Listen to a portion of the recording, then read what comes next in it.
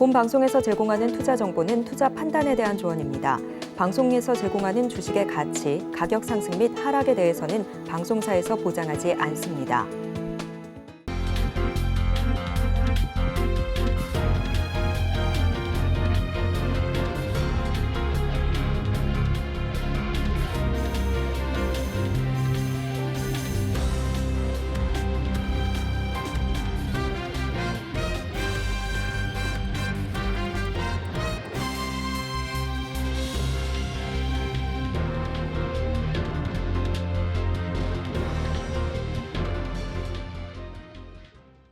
시청자 여러분 안녕하세요. 오늘을 돌아보고 내일을 준비하는 오늘장 내일장 일부 진행의 백선혜입니다.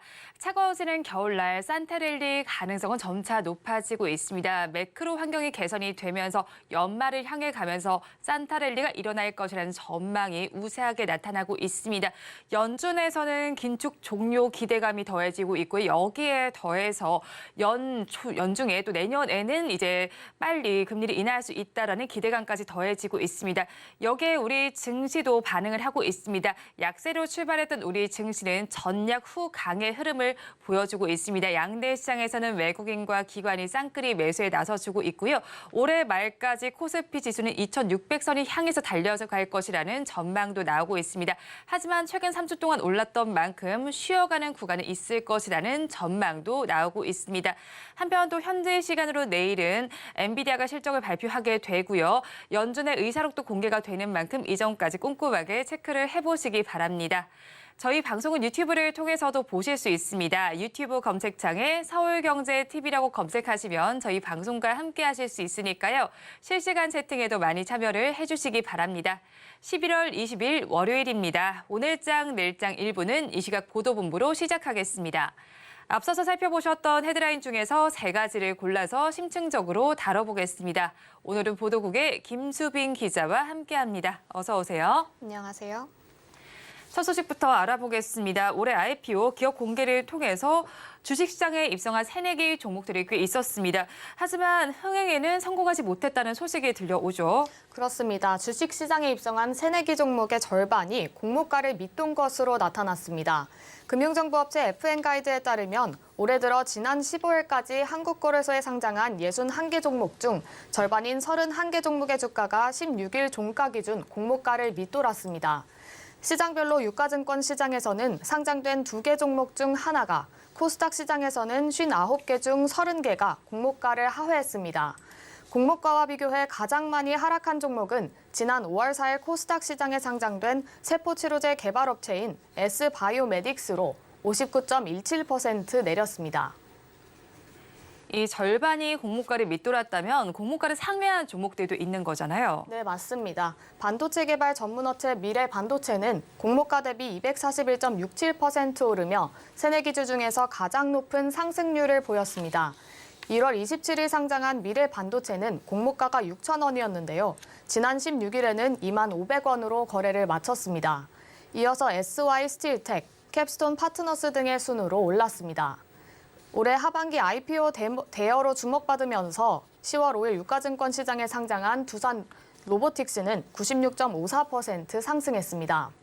한편 올해 가장 많이 상장된 업종은 FN가이드 분류 기준 반도체 및 관련 장비로 모두 11개 종목이 주식시장에 새로 진입했습니다.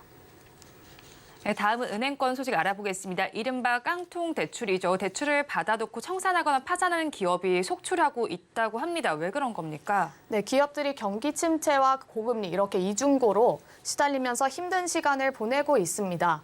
특히 원자재 가격 상승과 소비 위축 등의 영향으로 최종 부도 처리되거나 파산 청산 절차에 돌입한 기업들의 깡통 대출이 속출하고 있는데요.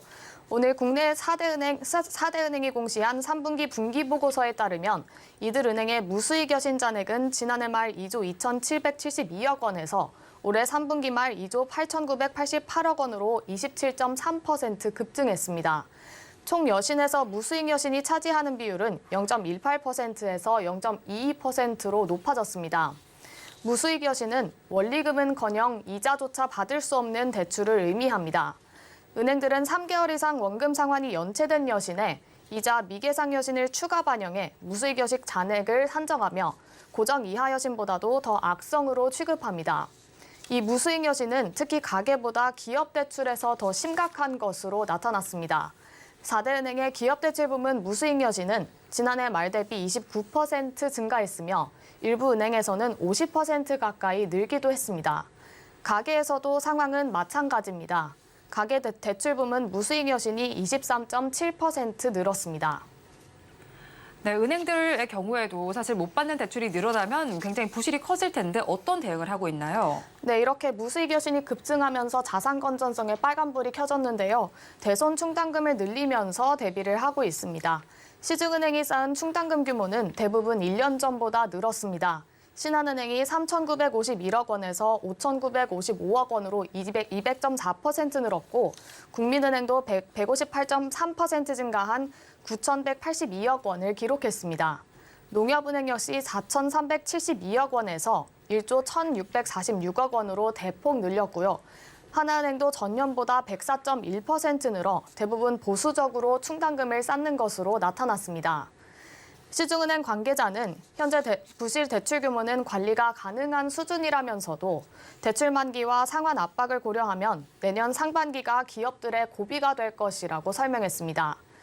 한편 금융연구원에 따르면 내년 국내 은행의 대손 충당금 순전입액은 올해보다 2조 2천억 원 증가한 10조 원 규모로 추산됩니다.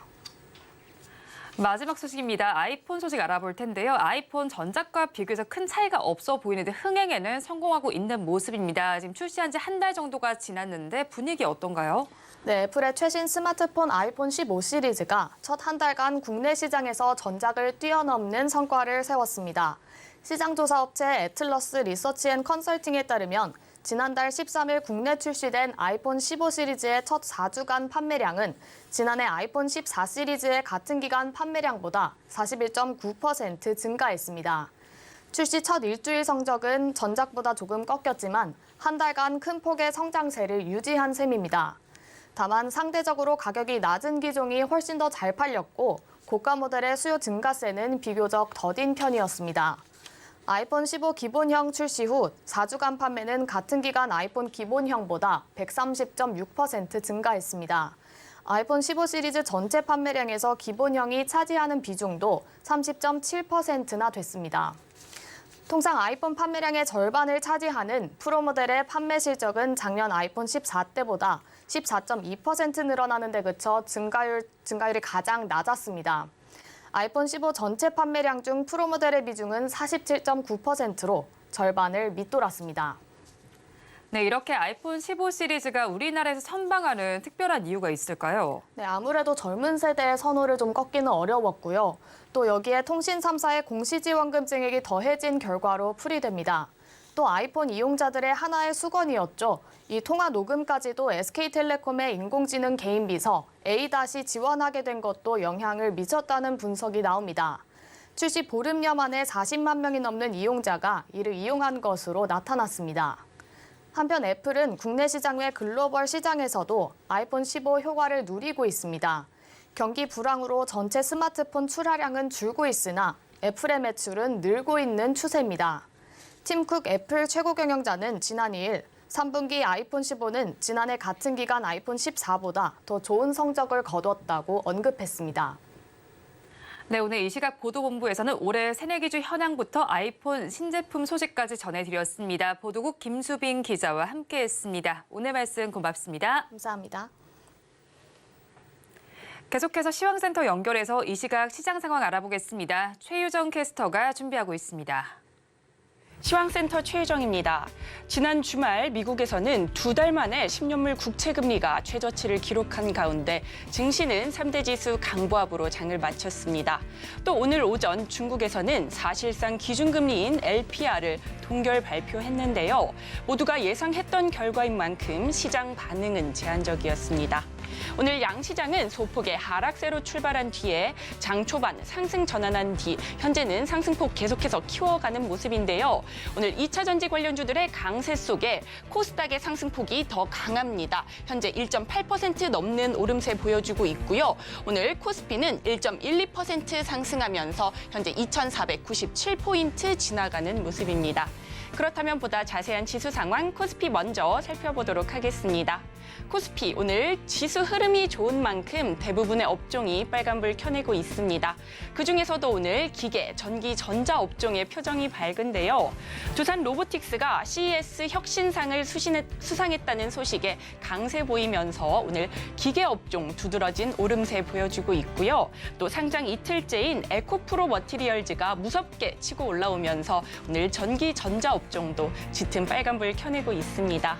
오늘 지수 살펴보면요. 코스피는 2,464포인트에서 시작해 상승 전환한 뒤에 무서운 상승세 보여주고 있는데요. 현재 1.1% 오른 2,496포인트 지나가고 있습니다.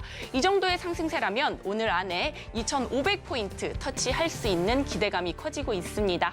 이어서 수급도 살펴보도록 하겠습니다. 오늘 기관과 외국인 동반 매수세 보이면서 지수 상승을 견인하고 있습니다. 오늘 기관 투자 쪽에서 강한 매수세 보이면서 3,385억 원 담아내고 있고요. 외국인은 현재 400억 원 조금 되지 않는 강한 조금 소폭의 매수세 보여주고 있습니다. 이어서 개인만이 오늘 대형주와 제조업 쪽에서 매도세 보이면서 현재 3,800억 원 넘게 팔아내는 모습입니다. 이어서 코스닥도 살펴보도록 하겠습니다.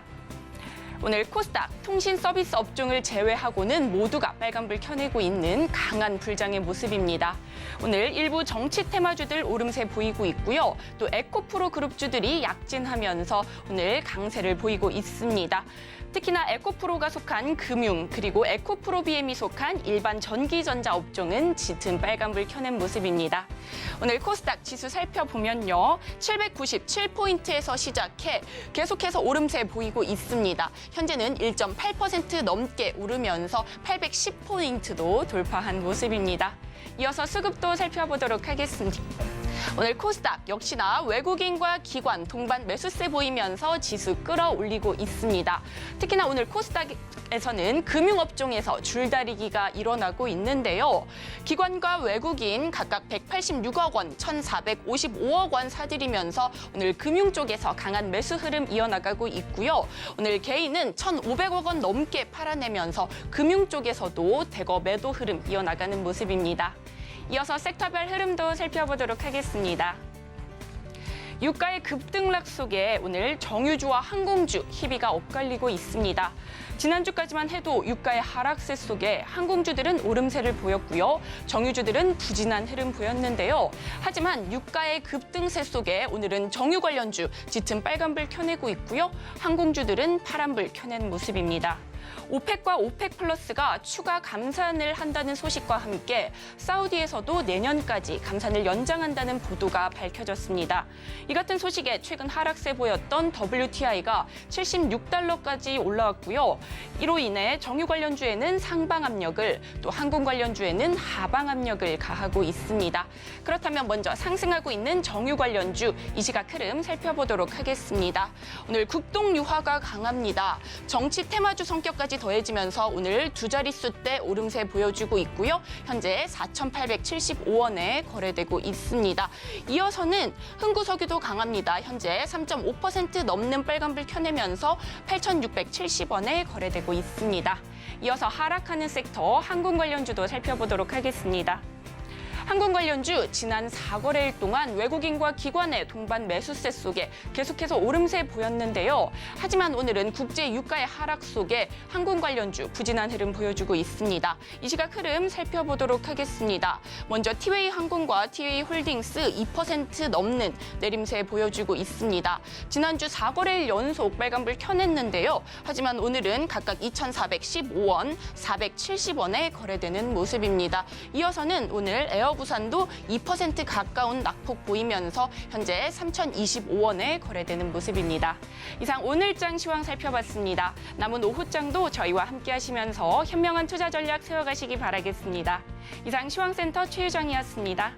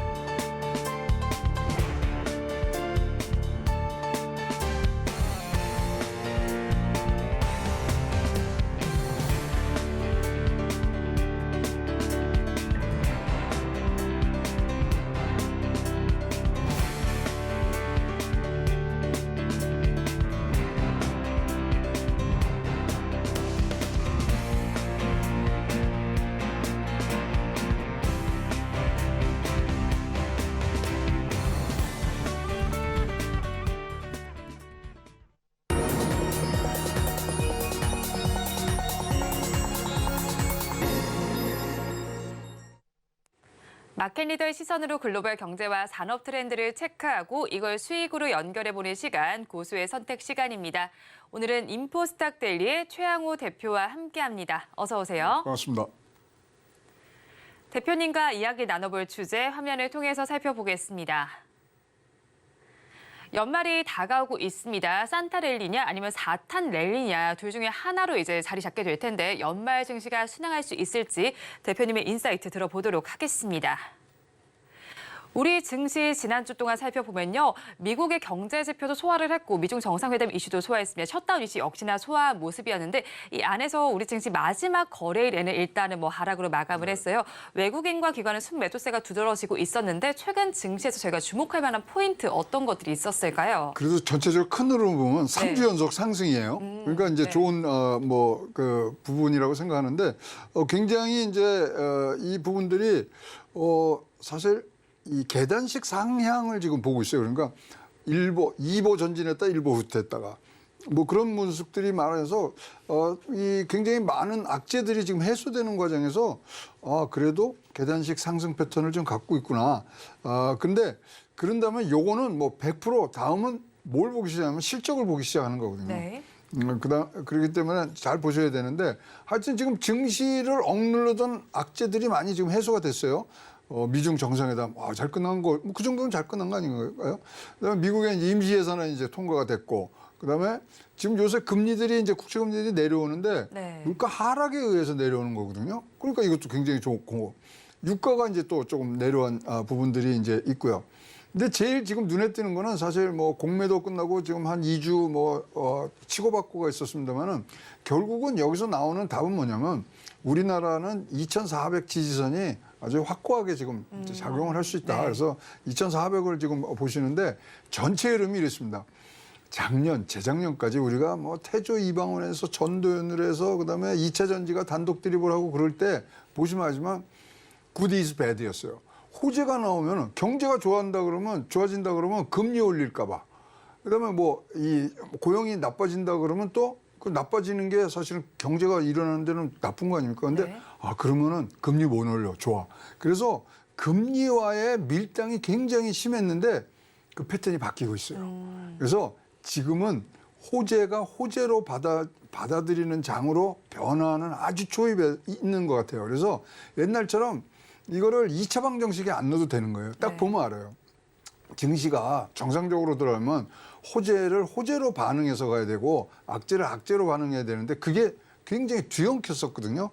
그런 부분들이 지금 굉장히 눈에 띄게 개선되는 부분들이 있고요. 어쨌든 간에 현재 상승 패턴의 아주 초기 모습인 대형주 중심으로 네. 지금 외국인들의 수급이 유입되고 있기 때문에 지금 굉장히 우리가 기대하는 산타 네. 지금 오실지 모르겠습니다. 우리 루돌프 코어 충전을 좀 해야 반짝반짝 빛나지 네. 않습니까? 그래서 충전을 하시고 있는지 모르겠습니다만 어쨌든 간에 정상화되는 비정상의 정상화되는 모습들이 지금 눈에 띄기 시작하는 장이 시작됐다고 보여집니다. 네, 일단 우리 증시 놓고 보면 3주 연속 상승세를 보였고요. 그 안에서 약간 변동성이 있기는 하겠지만 지금 역시나 좀 상승의 초입 구간에 있다고 분석을 해주셨는데 특히나 공매도 쇼커버리 효과도 다하고 증시가 안정세를 찾게 되면서 이제는 산타랠리에 한 발 조금 더 가까이 저희가 다가가고 있다고 봐도 괜찮을까요? 그렇죠. 지금 그렇게 이제 우리가 희망들을 갖고 있는데 아주 우리가 딱 이거다 이럴 수는 없는데 일단은 미국 증시가 너무 좋아요. 3주 연속 지금 상승하고 있거든요. 네. 이거는 매크로 환경이 개선되는 아까 말씀드린 여러 가지 그런 악재들이 없어지는 부분들이 있고요. 어쨌거나 지금은 금리와의 밀당이기 때문에 국채 금리가 그래도 옛날 우리가 예상치 못한 막 올라가던 것들이 이제 잡혀지는 부분. 그다음에 글로벌 증시 전체가 지금은 이거는 전체로 보시면요.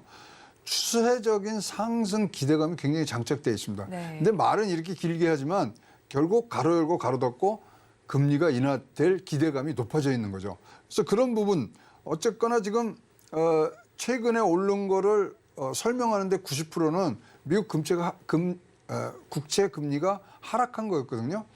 근데 이것만으로는 절대 장이 지속적으로 우상향을 한 적은 없습니다. 따라서 아직 추세적 진행은 아니지만 처음에 이런 어떤 동력은 지금 마중물은 지금 제공하고 있는 거 아니냐 보이고요. 그다음에 이제 제일 이러면 뭔가 한 방이 팍 터져줘야 되거든요. 네. 근데 연말까지 그렇게 아주 뭐 대단한 굵직한 그런 지금 이벤트는 없는 걸로 보여지거든요.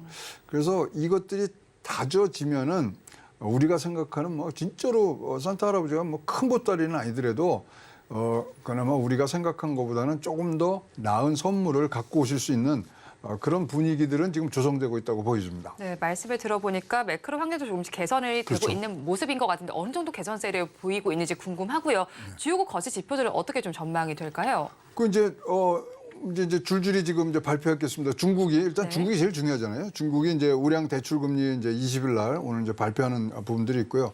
이제 내일 뭐 하면은 이제 FOMC 회의록 이제 나오고요. 그다음에 사실 중요하게 보는 게 블랙 프라이데이 실적입니다. 네. 왜 블랙 프라이데이 실적이 중요하면요. 그 다음 돌아오는 월요일이 사이버 먼데이잖아요. 네. 근데 미국 기업들의 뭐 대다수 기업들이 블랙 프라이데이하고 사이버 먼데이의 실적을 바탕으로 해서 내년도 계획을 확정짓니다. 얼만큼 더 생산하고 많을 것인가. 그렇기 때문에 이거 굉장히 좋은 지표고요. 지금 뭐 미국 많은 기업들이 이것에 대한 이 데이터들을 굉장히 많이 갖고 있어서 이것들이 잘 나와야 내년도 상승세를 타는데 굉장히 좋은 방향이 될 거고요. 아까 뭐 수차례 말씀드렸습니다만 이제는 주요 경제 지표가 정방향으로 옛날에 역방향으로 돼 있잖아요. 네. 정방향으로 지금 증시에 영향을 미치는 게 이제 고착화되는 부분들이 있습니다. 거기에는 물론 고금리가 장기화되는 부분들도 지금 수용을 한 상태라고 보여지고요. 이제 앞으로 나올 경제 지표가 좀 부진한 부분들은 네. 이제 우리 개인 투자자들도 굉장히 많이 학습이 돼 있기 때문에 그래 그건 그거고 실적 한번 봐야 되겠어요. 우리 실적으로 내려가시거든요. 네. 그래서 그런 것들이 지금 굉장히 정상화되고 우리가 알고 있는 이 투자 기법들이 딱 적합하게 맞아지는 그런 부분들로 지금 찾아가는 길목에 있기 때문에 2020년 지나고 뭐 너무 올랐었죠. 근데 뭐 작년에는 우리가 조금 많이 이제 힘들어 하셨고 그러면 그게 사실은 산이 높으면 골도 깊고 네. 이것이 이제 정상화 평탄화되는 과정에서 우리가 산타랠리가 그런 맞는 길목에서 플랜카드를 하나 넣어줬으면 좋겠다는 생각을 갖고 있습니다. 네, 이제부터는 주요국의 거시 지표들이 정방향으로 증시에 반영될 가능성이 높아진 시기입니다. 또 실적에 대해서도 계속해서 이야기를 해주셨는데 현재 시간으로는 내일 그리고 우리 시간으로는 수요일 새벽에 엔비디아의 실적이 발표됩니다. 사실 엔비디아의 경우는 지난 3주 동안 이미 20% 상승하기도 했고요. PER 기준으로 118배나 되기도 합니다. 그럼 이렇게 엔비디아의 실적이 우리 반도체에도 영향을 미치게 될 텐데 어떤 방향성으로 작용될까요? 뭐 엔비디아는 뭐 우리가 다르게 볼 때 생성형 AI고 생성형 AI를 가면은 HBM이 들어가야 되고 이건 뭐 굉장히 소위 말하는 생태계가 지금 만들어져 있기 때문에 굉장히 우리나라한테는 좋을 부분이 되어 있습니다. 지금 엔비디아가 사실 2분기 실적 낼 때 그때 뭐 굉장히 대박을 쳤죠. 왜냐하면 작년 대비해서 475% 순수익률이 올라갔거든요. 근데 퍼가 지금 뭐 아시는 바로 118배예요. 네. 118배면은 언제냐면 1905년도에 주식을 사갖고 지금까지 갖고 있어야 되는 거거든요. 그래서 과연 이게 맞는 거냐. 그렇다면 이제 S&P 500의 지금 평균 뭐 지난 20년간을 보면 한 25? 그리고 작년 같은 해 20 정도거든요. 그러니까 굉장히 많이 고평가돼 있다고 생각하지만 여기에는 성장성에 대한 밸류에이션이 녹아들어 있죠. 우리 뭐 이제 반도체 하시고 이런 분들은 잘 알지만 엔비디아가요. MP3 뭐 플레이어 기억나시죠? 네. 거기 들어가는 AP의 최초로 만든 회사가 엔비디아예요. 그래서 그게 테그라라고 그래서 이게 진짜로 표준으로 되는 줄 알았어요. 근데 이제 뭐 다른 회사하고 이제 경쟁해서 떨어졌는데 최근에 엔비디아가 이제 ARM 뭐 그거를 인수하느니 마느니 그걸 제껴놓고 그래도 CPU를 다시 하겠다는 겁니다. CPU에 들어가서 한번 지금 다른 애플이나 이런 데 하고 이제 붙어보자 이런 부분들이 있는데 굉장히 호평을 받고 있어요. 그래서 성장성까지 그러니까 지금 시장이 HBM을 해서 AI에서 서지는 그런 아주 굳은 자의 성장이 보이는 시장과 CPU에서 한번 부닥쳐 보겠다는 또 미래의 어떤 계획들을 내놓다 보니까 엔비디아가 굉장히 지금 좋은 부분들을 하고요. 이거는 지금 마이크로소프트하고 지금 같이 협업을 하려고 그러거든요. CPU는. 그러면 진짜 한번 볼만한 네. 싸움이 되고 어쨌거나 이러면서 이제 애플하고 한번 지금 뭐 붙어보는 싸움이기 때문에 사실 경쟁이 있으면은 경쟁하면 안 되는데 이게 아니라 이렇게 되면 굉장히 많은 기술적 진전이 가거든요. 네. 따라서 최근 CPU 진출에 대해서 지금 선언을 한 바에 의해서 굉장히 기대감이 상승하고 있는 게 현지의 지금 통신입니다. 네, 계속해서 지금 경쟁 이야기도 나오고 있는 사실 뭐 애플과 엔비디아뿐만 아니라 애플과 또 마이크로소프트의 경쟁 이야기도 또 나오고 있는 상황이더라고요. 그렇다면 또 이제 11월도 하반기를 향해서 달려가고 있지 않습니까? 그런 만큼 연말이 다가오고 있는데 저희 좀 두둑하게 지갑을 채울 수 있는 투자 전략 저희가 어떻게 잡아가면 근데 좋을까요? 일단 이제 우리가 알고 있는 게 주식 소득 양도세를 네. 이제 뭐 이렇게 재개정하는데 이게요. 법 개정 사항이 아니고요. 시행령만 하면 돼요. 그래서 좀 더 안정적으로 우리가 수익을 관리할 수 있는 부분들이 이제 나올 수 있다는 안도감이 하나 있고요. 일단은 숏커버링을 우리가 지켜봤지만 그렇게 실적만큼 이게 영향을 주지는 않았거든요. 네. 그래서 이런 부분들은 지금 굉장히 지금 좋아지는 부분들이 있고요. 이 연말에 우리 좋아지려면 어쨌든지 외국인들의 순매수가 쭉 가야 네. 되는데 이게 증시 하단을 지금 구성할 수 있는 부분들이라서 근데 좋아요. 지금 우리나라의 이제 증시에 대한 매력도가 굉장히 높기 때문에 지금 또 국채도 이제 내려오고 있는 부분들 등등이 지금 가고 있고요. 특히 미중 지금 이렇다는 미중 간의 어떤 화해 무드는 아니지만 네. 저게 시발점으로 된다면 아시아로 자금이 들어오거든요. 아시아로 자금이 들어오면 지금 중국은 못 들어가요. 지금 거기 너무 불안하기 때문에 그러면 굉장히 큰 수혜는 한국이 입을 수 있는 부분들. 따라서 이 부분들을 잘 보셔야 되고요. 그렇다면은 내년도에 이런 것들을 종합을 했을 때 내년도에 영업이익 전망률들 다 지금 이제 보고서로 나오고지 않습니까? 거기에 상위권을 차지하는 종목들로 여러분이 포트폴리오를 조금 변경하시는 것도 괜찮습니다. 그런 건 뭐냐? 음식료, 네. 그다음에 유틸리티, 그리고 화장품, 건강관리, 또 반도체가 안 빠지겠죠. 등등을 지금 보시고요. 이런 종목 따라가기가 싫다 그러신 분들은 일단은 낙폭 과대주 한번 노려보시는 거는 네. 지금 더더욱이 없이 좋은 그런 우리가 투자의 대상이 될 수 있습니다. 그래서 재평가되는 대형주와 이런 낙폭 과대주를 중심으로 해서 여러분들이 연말 특히 연말에 그런 대주주 주식 양도세 이 부분들이 조금 여러분들의 그 전체 시장의 수급을 좀 안정시킬 수 있는 부분들로 개정이 된다면 이제 앞으로 우리가 훈풍불 봄날이 오는 거를 이제 잘 기다릴 수 있는 토대들이 마련되지 않겠냐 이렇게 보여집니다. 네, 일단 방금 전에 또 양도소득세 이야기도 계속 해주셨잖아요. 근데 사실 요즘에 이제 찬반이 좀 뜨겁게 논쟁이 되고 있는 걸로 알고 있습니다. 어떤 방향으로 좀 가닥이 잡히게 될까요? 일단은 이제 지금 원래 이게 이제 2000년도에 도입했을 때 맥시멈이 100억이었어요. 네. 그게 지금 10억으로 내려오느니 거기까지 내렸는데 그게 절충적으로 조금 더 올라가야 됩니다. 근데 10억이라는 게 굉장히 큰 돈이긴 합니다만 주식시장에서 큰 손들이 하는 데는 10억이 저게 안 되고요. 사실 지금 이 대상자는 전체 투자자의 0.05%밖에 안 돼요. 네. 한 7천 명 정도로 지금 분석이 되는데 그럼에도 불구하고 여기가 지금 22년도에는 1조 5천, 그다음에 작년 21년도에 3조 정도가 이게 풀리면서 굉장히 교란을 했었거든요. 그런 것들을 미연에 막는 차원에서는 조금 올려도 되고 또 이러면 이제 세금이 조금 덜 거치는 부분들에 대해서는 또 정부가 다른 꾀로 이런 부분들을 지금 막아내야 되는 부분들인데 네. 저는 주식 양도 소득세를 좀 완화하는 부분, 그러니까 한계를 높이는 부분은 네. 굉장히 우리나라의 수급 그다음에 유통에 큰 도움이 되리라고 생각을 합니다. 일단 양도소득 기준을 좀 높여야 되는 것이 좀 더 긍정적 영향을 미치겠네요. 또 앞서서도 네. 여러 가지 섹터를 좀 짚어주셨잖아요. 그중에서 조금 더 연말을 이끌 만한 주도 섹터는 어디라고 저희가 보면 좋을까요? 일단은 지금 반도체가 제일 눈에 띄고요. 반도체를 한 다음에는 아까도 말씀드린 대로 일단은 대형주 중심으로 지금 유입들이 될 때는 대형주부터 찾으시거든요. 근데 지금 유입의 그런 시그널들이 지금 보여 있고 특히 요번에는 지금 내년 1월까지 대형 이벤트가 없어요.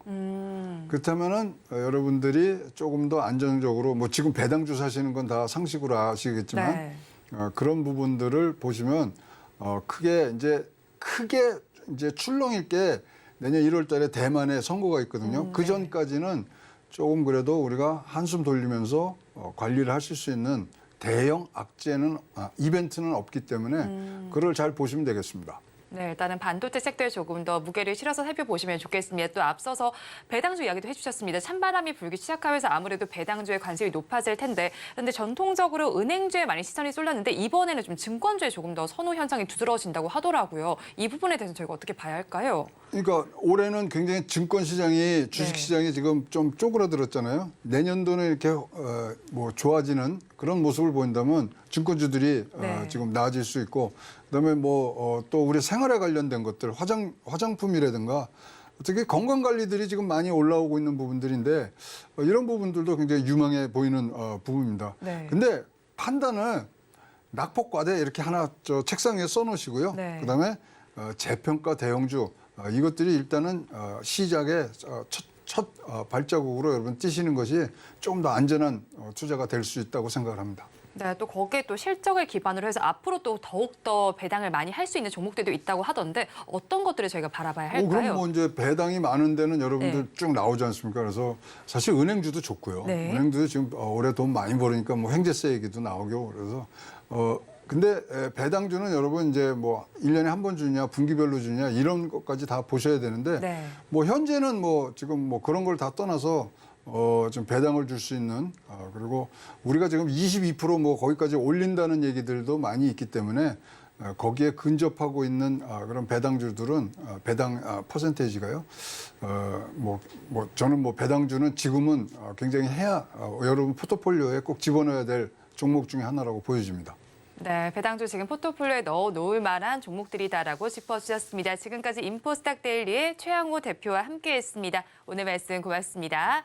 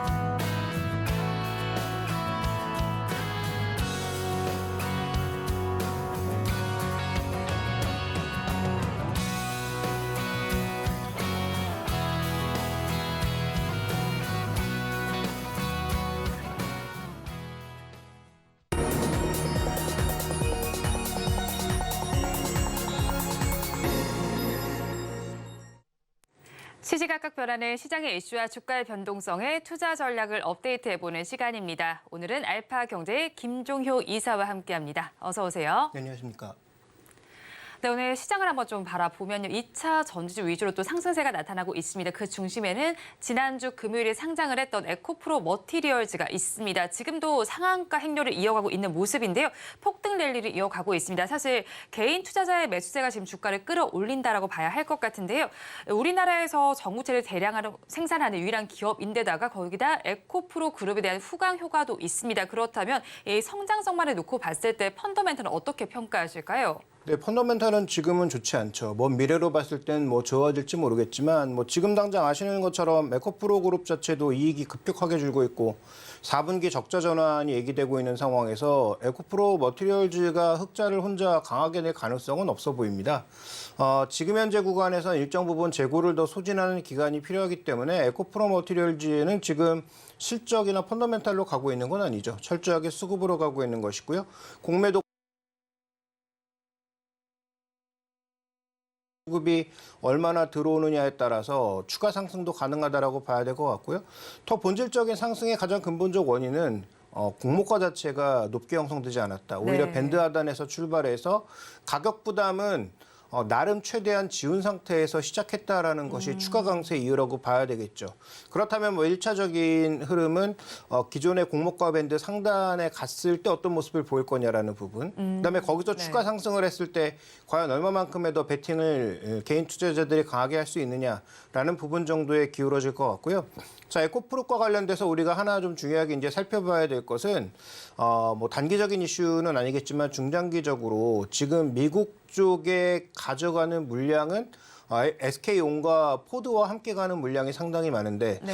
포드가 최근 들어서 굉장히 투자에 조금 인색한 그런 모습을 나타내고 있고 SK온도 최근 들어서는 약간 추가적인 자금 소요에 대한 문제에 대해서 시장에서 계속 물음표를 던지고 있는 상황인 것이죠. 그래서 에코프로는 그룹의 속성상 SK온과 삼성 SDI와 함께 갈 수밖에 없는 상황이기 때문에 SK온의 물량이 줄어들거나 포드 쪽 물량이 줄어들게 됐을 때는 과연 밸류에이션 평가를 또 어떻게 할 것인지에 대한 논란도 앞으로 나타날 수 있으니까 지금 당장 이렇게 우리가 닥친 문제는 아니라고 볼 수 있지만 미래에 우리가 생각했던 숫자가 생각보다 덜 나오거나 아니면 더 나오거나 할 가능성이 SK온과 포드에 달려 있다라는 점을 눈여겨 살펴볼 필요가 있을 것 같습니다. SK온과 포드에 따라서 한번 움직일 수 있으니까 이 부분을 체크를 먼저 해봐야 되겠네요. 그렇다면 에코프로 머티리얼즈 일단 오늘도 장에서 상한가를 기록하고 있는 만큼 보유하신 분들께서는 장 단기로 어떤 전략을 짜면 좋을지 궁금하고요. 이게 추세를 판단할 때 어떤 점을 저기 고려를 해봐야 될까요? 네, 지금 말씀드렸다시피 수급으로 인해 가고 있는 상황이기 때문에 얼마든지 추가 강세는 가능하다. 네.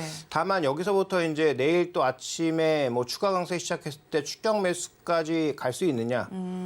그런데 어차피 지금 2차 전지 그 영역에서 벗어날 수 없기 때문에 네. 2차 전지가 다 조정받는데 혼자 계속 갈 수 있는 그 한계, 괴리를 벌릴 수 있는 한계가 어디까지냐가 이제 중요한 거죠. 그래서 아까 말씀드렸던 공모가 상단 넘어갔을 때부터 이제 좀 주의가 필요해 보인다라는 말씀을 드린 거고요.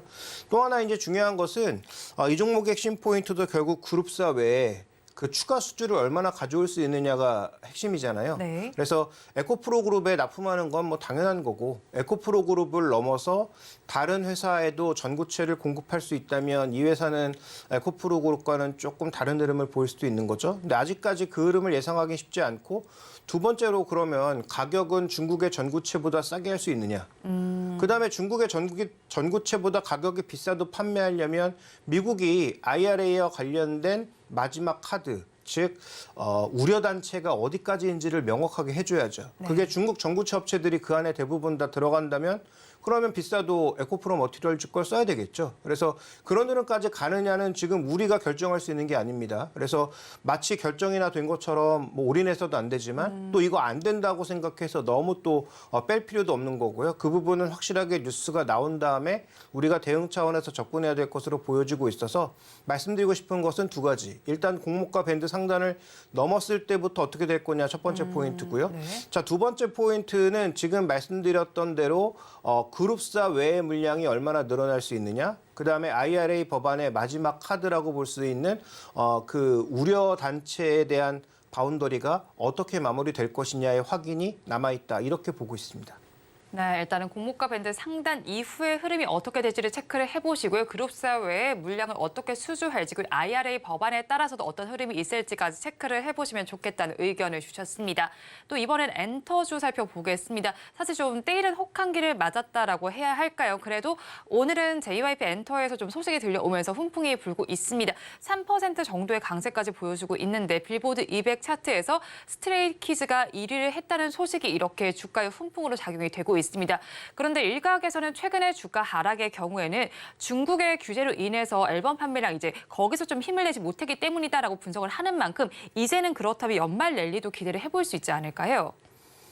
일단 중국 쪽의 앨범 판매가 줄어들고 있는 것은 숫자상으로 분명히 여러 가지 우려가 있었음에도 불구하고 앨범 판매가 잘 이어졌기 때문에 시장에서는 긍정적으로 봤던 것인데 네. 만약에 이제 그게 탄력이 좀 줄어드는 모습을 보인다면 저는 이제 과거처럼 그렇게 공격적으로 볼 수는 없다라고 판단하고 있고요. 자, 그럼 공격적으로 볼 수 없다면 무엇을 이제 확인해야 되느냐? 자, 이렇게 밸류가 비싼 종목의 핵심 포인트는 매출 성장을 강하게 하거나 이익 성장이 아주 강하게 나타나야지만 현재의 밸류를 인정받을 수가 있는 것이죠. 자, 그런 관점에서 성장이 만약에 그 음반 판매 때문에 줄어든다? 그러면 이 종목의 밸류는 싸다고 얘기할 수가 없고, 그다음에 지금 금리가 뭐 하염없이 떨어져서 다시 3% 아래로 내려갈 가능성은 거의 없어 보이기 때문에 단기적으로는 그런 관점에서 본다면 고금리의 고밸류 종목이 흔들리는 것은 너무도 당연하다라고 봐야 됩니다. 따라서 하이브, JYP 엔터에 대해서도 예전만큼 강한 의견을 드리기는 어렵다. 그래서 뭐 10월부터 이미 그 두 종목에 대해서는 조금 우리가 달리 볼 필요가 있겠다라는 말씀을 드렸고, 지금 주가의 조정이 나타나서 가격 부담이 일정 부분 사라진 건 사실인데, 그런데 가격 부담은 사라졌지만 거기에 매출이나 이익률까지 같이 사라지면 안 되는 거죠. 네. 매출과 이익률은 유지된 상황에서 주가의 부담만 사라졌다면 저가 매수의 기회겠지만 지금은 여전히 건망의 자리라고 보고 있습니다. 따라서 이 종목에 대해서는 지난 한 9월, 10월 초 정도까지는 굉장히 강하게 JYP를 중심으로 강한 말씀을 드렸지만 지금은 더 이상 그렇게 강하게 말씀드릴 수가 없고요. 네. 그다음에 지금 중국 쪽의 그 대량 물량들이 다시 돌아올 가능성 있지만 돌아온다고 해서도 예전 수준과 같이 플랫하게 붙으면 안 된다는 거죠. 지금은 무조건 숫자가 올라야 됩니다. 네. 외형은 무조건 올라야 되고 마진은 최소한 유지가 돼야 되는 상황이기 때문에 그 두 가지가 이루어지지 않는다면 이 종목의 신규 베팅은 쉽지 않다라는 관점에서 접근하셔야 될 것 같고요. 그래서 단기적으로는 10만 원권을 중심으로 해서 계속 스윙할 것으로 보여지지만 지금은 물량을 늘리기보다는 말씀드렸던 외형 성장 혹은 마진율 두 가지 중에 하나라도 견조하게 버티는지를 확인하는 구간이다. 특히 미국 시장을 통해서 그러한 확인이 나타나는지를 좀 더 검증해야 되는 시기다 이렇게 보고 있습니다. 네, 지금은 검증해야 되는 시기에 만큼 좀 신중한 시각이 필요하다고 정리를 해주셨고요. 또 이번에 로봇 섹터로 좀 넘어가 보도록 하겠습니다. 로봇 촉진법이 개정안이 나오게 되면서 이제 앞으로 로봇을 길가에서도 마주칠 수 있는 일이 많아질 것 같은데 이 안에서 두산 로보틱스가 로봇의 대장주로 자리매김하는 모습입니다. 사실 증시 입성 후에 그다지 큰 흐름을 보이지 못하다가 이렇게 대장주로 자리매김을 하면서 다시 또 강세가 연출되는 모습이긴 한데 상장 이후에 처음으로 발표한 실적 발표에서 60억 이상의 적자를 발표하는 등 사실 그렇게 실적 자체는 좋지 못합니다. 그럼 외형을 성장하기 위해서는 이런 실적이 불가피한 요인인지 궁금하고요. 그래도 지금의 주가 흐름을 살펴보면 저점을 점차 높여가는 과정이긴 한데 신규로 지금 접근을 해봐도 괜찮을까요? 네, 일단 로봇 관련주에 대해서는 숫자가 좀 나오는 종목으로 집중하시는 게 좋지 않을까라고 판단하고 있고요.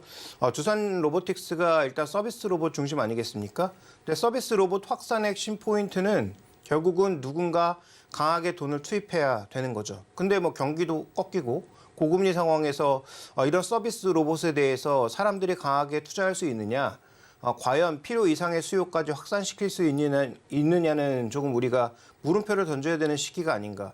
그렇게 본다면 지금 현재 구간에선 좀 더 확실한 숫자를 바탕으로 가고 있는 SPG 같은 종목으로 우리가 네. 압축해 볼 필요가 있다고 판단하고 있고, 두산 로보틱스는 소위 이제 신규 상장주로서 최근에 단기 물량 소화 이후에 주가의 반등이 나타나고 있는 기술적 반등 정도로 이해해 보셔야 될 것 같고요. 아직까지는 외형이 성장하는 구간에 있기 때문에 적자도 조금 감안하는 듯한 모습이 보입니다만 다음 분기, 그 다음 분기도 여전히 적자, 그다음에 성장 속도는 생각보다 빠르게 늘지 않는다고 생각하면 네. 언제든지 흔들릴 수 있는 종목입니다. 따라서 두산 로보틱스는 대장주가 아니고 현재 구간에서의 대장주는 저는 오히려 SPG처럼 그래도 일정 부분 숫자가 나올 수 있는 종목 중심으로 바라보시는 게 좋을 것 같고요. 지금 또 하나 눈에 띄게 우리가 살펴봐야 될 것은 서비스 로봇 쪽은 아니고 소위 이제 생산 로봇을 만들고 있는 환학이라든지 이런 쪽의 주가 흐름도 눈여겨 살펴봐야 되는데 이쪽은 주가가 계속 하락하고 있는 양상입니다. 네. 물론 중국 때문인 것으로 보이죠. 중국의 추가적인 생산, 투자 이런 것들이 줄어들기 시작하면서 중국 영향이 큰 것으로 보여지는데 그러한 것들을 생각해 보면 로봇 관련주가 과연 공장형 로봇은 계속 조정받고 서비스 로봇만 계속 강세로 갈 것인가? 저는 그것도 그렇게 바라보지 않고 있기 때문에 지금은 숫자가 나오는 종목군들 중심으로 바라보시는 게 좋겠다 이렇게 보고 있습니다. 네, 오히려 지금 두산 로보틱스보다는 숫자가 나오고 있는 종목에 집중을 해보자고 말씀해 주시면서 SPG를 언급을 해주셨습니다. 그렇다면 이번 주에 저희는 어떤 섹터에 조금 더 주목을 해보면 좋을까요? 네, 일단 지난주 화요일부터 시장에 제가 보는 가장 중요한 마켓 드라이버는 네. 기관 매수입니다. 기관 매수가 강하게 들어오는 날은 오르고 기관 매수가 들어오지 않는 날은 빠집니다. 오늘도 기관 매수가 아주 강하게 들어오면서 오르고 네. 있죠. 근데 최근에 들어오고 있는 기관 매수 핵심 포인트는 연기금과 금융 투자를 중심으로 대형주 쪽으로 집중되고 있단 말이죠. 네. 따라서 뭐 중소형 테마주들이 물론 단기적으로 봤을 때는 좀 더 탄력적인 주가 흐름을 보일 수 있으나 투자 관점에서 본다면 트레이딩이 아닌 투자의 관점에서 보면 최근에 기관 매수가 이어지고 있는 대형주 중심으로 접근하는 것이 좋겠다라고 판단하고 있고요. 그런 의미에서 최근에 상대적으로 저평가됐던 중후장대 종목군들이 좀 고개를 들고 있는 모습들이 보이고 있단 말이죠. 네. 그런 관점의 접근이 저는 지금 구간에선 필요하지 않을까 이렇게 판단하고 있습니다. 대형주도 중후 장대 기업에 주목을 해보시면 좋겠다는 의견을 주셨고요. 그렇다면 오늘 뭐 2차 전지와 로봇 그리고 엔터주까지 다 살펴봤습니다. 다뤄봤던 섹터 내에서 탑픽 종목 가지고 오셨을까요? 여전히 저는 지금 봐야 되는 업종은 반도체가 주력이라고 보고 있고요. 네. 그다음에 최근에 기관 매수, 외국인 매수의 중심도 반도체에서 크게 벗어나지 않고 있다고 보는데 다만 주의할 점은 보면 반도체는 21일 날 있을 반도체 ETF 출시 이후에 단기 변동성이 나타날 수 있습니다. 네. 그래서 그 단기 변동성 구간에서 하락이 나올 때 매수할 것을 조금 말씀드리고 싶고요.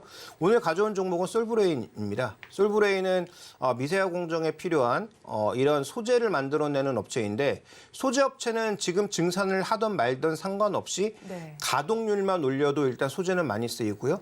그다음에 만약에 추가적으로 증산을 한다면 추가적으로 설비 투자를 한다면 당연히 더 늘어날 수밖에 없는. 그러니까 반도체가 여기서 더 최악의 국면으로만 가지 않으면 지금 소재 쪽은 무조건 늘어날 수밖에 없는 상황이라는 거죠. 그래서 장비는 지금 일부 종목만 움직이고 있지만 소재 쪽은 조금 다르다. 거기에 특히 미세화 공정과 관련된 소재는 다르다라는 측면에서 원익 QNC나 그다음에 지금 오늘 가져온 솔브레인이나 이런 종목군들 계속 주목해 보셔야 될 것 같은데 저는 뭐 그중에서 솔브레인을 골랐고 목표 주가는 이 종목의 PB 기준으로 한 3배 정도라고 할 수 있는 32만 원 정도를 바라보고 네. 있고요. 자, 손절 가격은 최근에 일단 주가의 조정이 좀 나오게 된다면 뭐 손절을 조금 짧게 잡아야 된다라고 판단하고 있기 때문에 25만 원 정도를 손절 가격으로 제시하도록 하겠습니다. 네, 탑픽 종목으로 솔브레인 제시해 주셨습니다. 지금까지 알파경제의 김종효 이사와 함께했습니다. 오늘 말씀 고맙습니다. 오늘장 내일장 1부에서 전해드린 내용 정리해서 보여드리겠습니다. 화면으로 확인해 보시죠. 오늘장 내일장 1부의 핵심입니다. 오늘 로봇주와 관련해서도 이야기를 좀 나눠봤습니다. 그중에서 지금 대장주격으로 움직이고 있는 종목이 바로 두산 로보틱스인데 오히려 두산 로보틱스에는 추가로 반등을 한다면 비중을 축소해보는 것이 좋겠다는 의견을 주셨습니다. 오늘 탑픽 종목은 다뤄봤던 섹터 외에서 가지고 오셨습니다. 반도체 섹터에서 가지고 오셨는데요. 솔브레인을 제시해 주셨습니다. 마진율과 밸류의 상승이 부각이 되는 만큼 한번 관심을 가져보셔도 좋겠습니다. 마지막으로 시장 전반에 대해서 질문을 드려봤습니다. 외국인의 순매수 기조가 지속적으로 될 것으로 기대가 되는 만큼 이 점도 한번 살펴보시기 바랍니다. 본 방송에서 제공하는 정보는 투자 판단에 대한 조언일 뿐 해당 주식의 가치와 수익률을 보장하지는 않습니다. 아울러 서울경제TV와 서울경제신문은 당사의 브랜드입니다. 최근 당사를 사칭하는 피해 사례가 늘어나는 만큼 각별히 주의해 주시기 바랍니다. 오늘장 내일장 1부에서 준비한 순서는 여기까지입니다. 저희는 잠시 후 2부로 돌아오겠습니다.